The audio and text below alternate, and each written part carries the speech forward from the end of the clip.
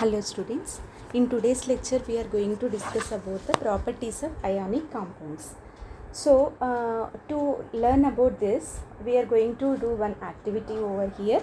So take samples of sodium chloride, potassium iodide, barium chloride or any other salt from the science laboratory you can take.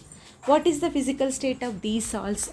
Take a small amount of sample and a metal spatula and heat directly on the flame. Repeat with other samples also. What did you observe? Did the samples impart any color to the flame? Do these compounds melt? Try to dissolve the samples in water, petrol and kerosene. Are they soluble? Make a circuit as shown in the given figure and insert the electrodes into the solution of one salt. What did you observe? So test the other salt samples too in this manner. What is your inference about the nature of these compounds? So now we are going, this activity we are using to understand the properties of the ionic bonding, how the materials are the compounds are going to behave. So ionic compounds are formed by transfer of electrons from metal to non-metal. These result in oppositely charged ions that are held together by strong electrostatic forces of attraction. This we observed in the previous lecture.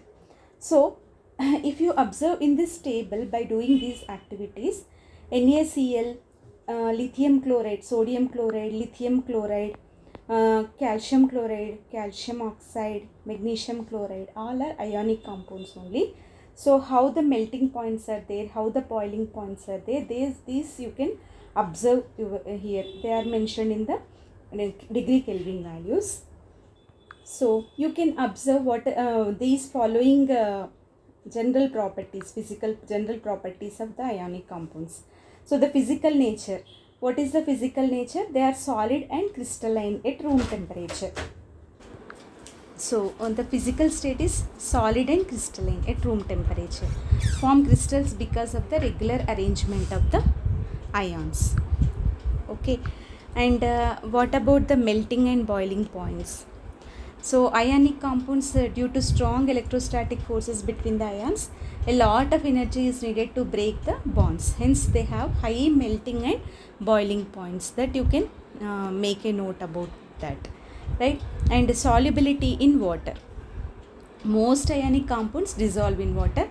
Water molecules surround the ions and pull them apart, making the compound dissolve. So that is the solubility in the water. And electrical conductivity in solid state. What about the electrical conductivity, conduction of electricity? In solid state, ionic compounds do not conduct electricity because ions are not free to move. Okay, but in molten state or when dissolved in water, they conduct electricity, as ions are free to move and carry electric current. These things you can observe from the activities. Now we discuss these questions. Write the electron dot structure for sodium, oxygen and magnesium. So electron dot structure represents the valence electrons using the dots around the chemical symbol. So first coming to sodium. So what is the atomic number for sodium? It is 11. So you can represent the dot structure as simply Na with a one single dot, because the configuration is 1s2, 2s2, 2p6 and 3s1. So that one electron is shown with a one dot. Coming to oxygen. How to represent for oxygen? For oxygen the atomic number is 8. So electronic configuration is 1s2, 2s2, 2p4, right? So valency electrons, how many valence electrons are there? 6. So you can show with the dots like this: 1, 2, 3, 4, 5, 6. This is the dot structure of valence electrons for the oxygen. Coming to magnesium. Magnesium,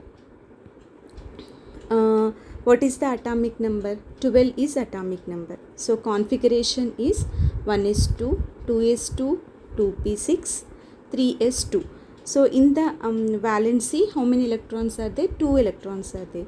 Simply you can show magnesium with 2 electrons in the valency. Like this you can show with the dot structure. Coming to second, show the formation of Na2 O and MgO by the transfer of electrons.